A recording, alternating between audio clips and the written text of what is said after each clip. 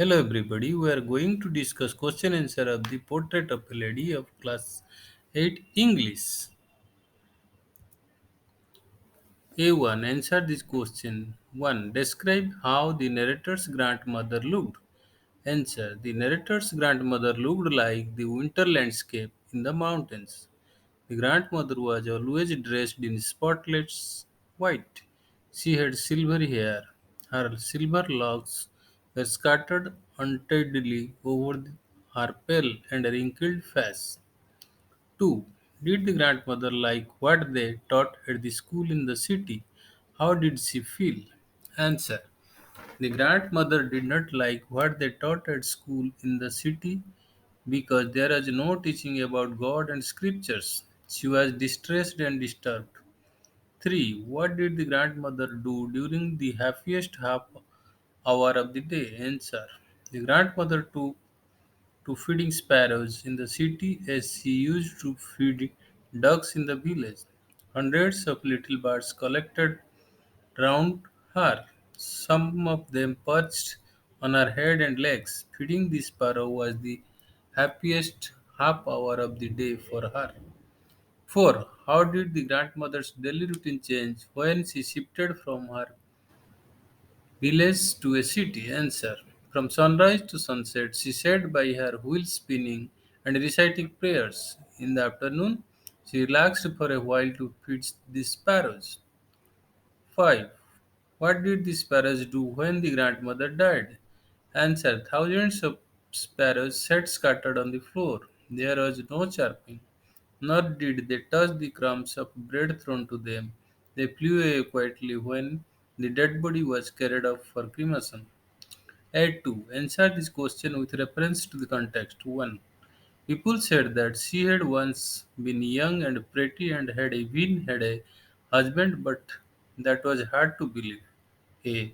Who is she being referred to in the above sentence? Answer A. Writer's grandmother. B. Why was it hard to believe that she had a husband? Answer. She was too old with wrinkle on her face, so he was so shocked to believe his grandmother was married. C. How did her husband look like? Answer. Her husband looked like at least 100 years old. 2. I was sure my grandmother would be upset. A. Why did the narrator think his grandmother would be upset? Answer. When the author decided to go to abroad for further studies, he was sure that his grandmother would be upset. B. Was the grandmother upset? How did she react? Answer. The grandmother was not upset. She was not sentimental. She came to railway station to meet the writer but did not talk or show any emotion. She kissed the forehead of the writer. C. What did the narrator take as the last sign of physical contact with his grandmother? Answer. The grandmother kissed the forehead of the narrator before he left for abroad.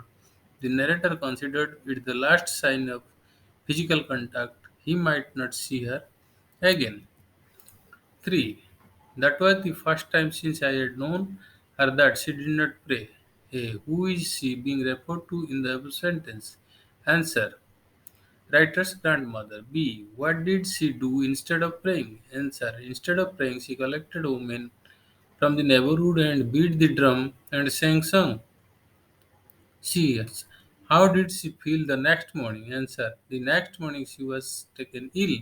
It was a mild fever, and the doctor told them that it would go. But grandmother knew that her end was near. A3. Think and answer. Do you feel happy or sad at the way narrator's relationship with his grandmother evolved? Quote examples from the text to support your answer. Answer. I feel happy at the way the narrator's relationship with his grandmother evolved. The author and grandmother shared a relationship which was very strong. The author had a lot of respect for his grandmother, and her love for author was also very strong. Earlier, they shared everything, including the room. The closeness strengthened their bond. When the author was asked to shift to a city along with his grandmother to stay with his parents, their relationship underwent a change. The interaction became less as the author grew up. He moved to a foreign university for 5 years, even though now the physical proximity was less, conversation less, but the basic foundation of their relationship was extremely strong. The grandmother kept a tenacious hold on to her life till her grandson returned from abroad. Only after seeing him, she breathed her last. 2. Why did sparrows not eat anything the day the grandmother died? Answer. The sparrows expressed their grief at the death of the grandmother. After the death of grandmother, the sparrows scattered around her dead body in the veranda. There is no chirping. Thus, we can say that sparrows, in order to express their grief over the death of grandmother and to mourn over her death, did not eat the crumbs of bread. In this way, they paid their silent homage to the grandmother. This is the end of the discussion of the question answer. Please like, share, and subscribe my channel. Bye bye.